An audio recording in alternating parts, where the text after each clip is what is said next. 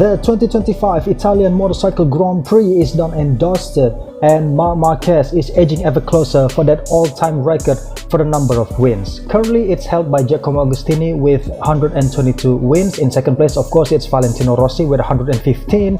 And now Marc Marquez has reached his 93rd win. He sits third in the all-time list. But without further ado, as per tradition, 5 topics to comment about. With pole position in hand, it was like a blistering pace, not like he was only a few tenths ahead of the likes of Pecco, Alex, and the rest of the field. And Marc clinching pole position, it was like his 100th pole position. Can you imagine that? A centurion pole position. And with that in mind, and also him winning the sprints, I think the outcome for the Sunday races already sealed pretty much. We can't really expect Pecco to do much. We can't really expect Alex to do much as well. And yeah, Marc clinching his 93rd victory across all classes. Of course, in terms of the Premier class, only Premier class, it was only his 67th, if I'm not mistaken, 67th win for the Premier class in MotoGP. But across all classes, it is his 93rd win. In front of the majestic Italian crowd as well. Imagine that. It's like adding salt to the wound of the Italian crowd. I believe they've been experiencing like nightmares throughout this whole season. The likes of their hero, the likes of Pecco, Digia, Frankie, let's say Luca Marini to some extent. They can't do anything this season up against the Marquez bros. So of course, this like I said, it's like adding salt to the injury for the Italian home crowd. But regardless, Marc, I think we can already expect him to be sitting on top of that all-time winner list like in 1 or 2 seasons to come. So out of 9 rounds now, from Thailand to now Italy, from Chang's International Circuit to Mugello, it's been 4 times that the Marquez Bros locked the top 2 positions for the main race. This is the 4th time that the Marquez Bros sealed a 1-2 finish. In terms of the sprint, it's 9 out of 9. It's no questions asked. But this time Alex needed to fight for it. It's not like he was just sailing off for that P2. He was just a few tenths ahead of Digia by the finish line. So this time Alex was a bit struggling, not as comfortable as he used to be in the previous 3 occasions, or maybe like 2 occasions, because last time at Aragon he was pretty much under pressure as well from Pecco, and this time he was really close to being overtaken by Digia on the finish line. Honestly, after Jerez, when Pecco failed to clinch like a 4 in a row at Jerez, I personally cannot expect him to do the same for Mugello. Like, people are kind of hyping him up for a 4 in a row at Mugello. Like, this is the time that he's going to bounce back and all that jazz. But I personally, I didn't believe that. I didn't believe that at all. The way he was really being uncomfortable with the GP25 this season, I can already expect him not to be able to clinch that 4 in a row at Mugello.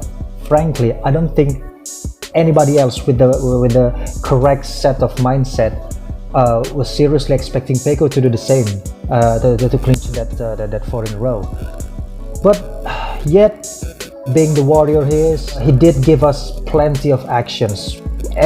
Full elbows out on the Marquez Bros. Like, at some point there was a touch with Marc, at some point it was like a near miss with Alex. He was nearly down at the last corner. I think by the end of lap 4 or 5, it was like a horror. It's really a horror sight to see him almost losing the front and then went out to the gravel. But it's an utter heartbreak for Pecco in front of his home crowd. He couldn't do much. He was being overtaken in the end by Digia, a fellow GP25 rider. There was absolutely nothing he could do.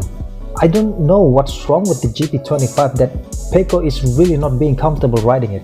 I think if had he been given the chance to revert back to GP24, I think he would want to go back to the GP24.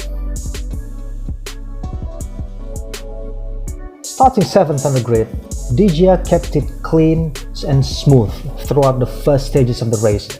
He didn't have any contact with other riders. He was really riding in a safe manner, but he suddenly found himself able and having the pace to fight for the podium, and he did just that. He was like, in the last 10 or so laps, he was like already closing in inch by inch, 10th after 10th, lap after lap, and suddenly in the last 2 laps he was already behind Pecco, and he executed a very beautiful overtake through Casanova and Savelli. It's not an easy overtake by any means. It was like a right-hander followed by a left-hander, but while going down the hill. So it's really precision. It needs precision to execute that overtake.